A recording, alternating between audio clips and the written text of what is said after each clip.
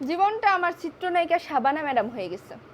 এত কাজ করি মাগার হাজবেন্ডের কোনো ভালোবাসা পাই না, কোটিপতি হতে পারি না। এই হচ্ছে আমার জীবন। মাঝে মাঝে ভাবি খালি সেলাই মেশিনটাই বাকি আছে, বাদ বাকি সব কাজই করে যাচ্ছি। সেলাই মেশিনটা একটা নিয়েই নিব নাকি, যে এটা দিয়ে শুরু করি, জীবনটা যদি একটু কোটিপতি হয়, যদি টাকার যদি একটু মুখটা দেখতে পাই।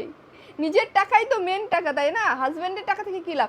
আচ্ছা, এই যে মেয়েরা বলে হাজব্যান্ডের জমি মানেই বইয়ের জমি, এ ভাই হাজব্যান্ডের জমি মানে বইয়ের জমি মানে এর কেমনে ভাই? খাতা কলম কাগজপত্র সব জায়গাটা হাজব্যান্ডের নাম, আমার হইলো কেমনে?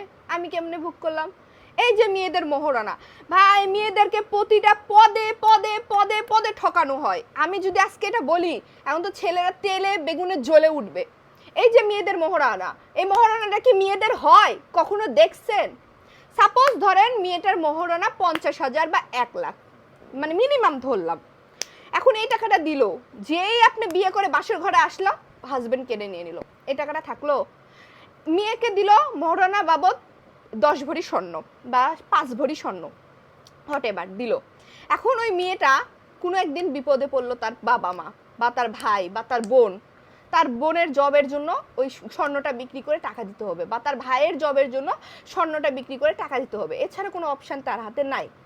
বাবা মা খুব আর্থিক অবস্থা খুব খারাপ। এখন ওই মেয়েটা যদি ওই স্বর্ণটা বিক্রি করতে যায়, হাজবেন্ড ছাড়বে? ওই বাড়িতে ভাত হবে? শ্বশুর শাশুড়ি ভাত দিবে? তাহলে কেমনে হলো এই মহারণাটা বইয়ের? বুঝাই বলেন ছেলেরা, আপনারা আজকে আমাকে বুঝাই বলবেন কেমনে এই মহারণাটা একটা বইয়ের হলো।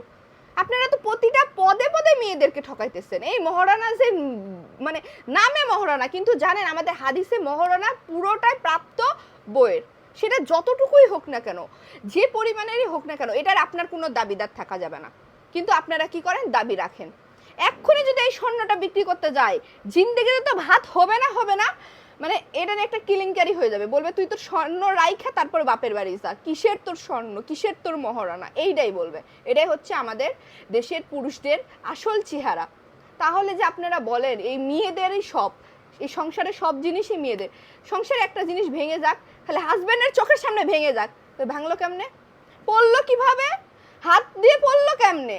দেখে চলতে পারো না, ভালো করে জিনিসটা ধরতে পারো না, শুরু হয়ে গেল।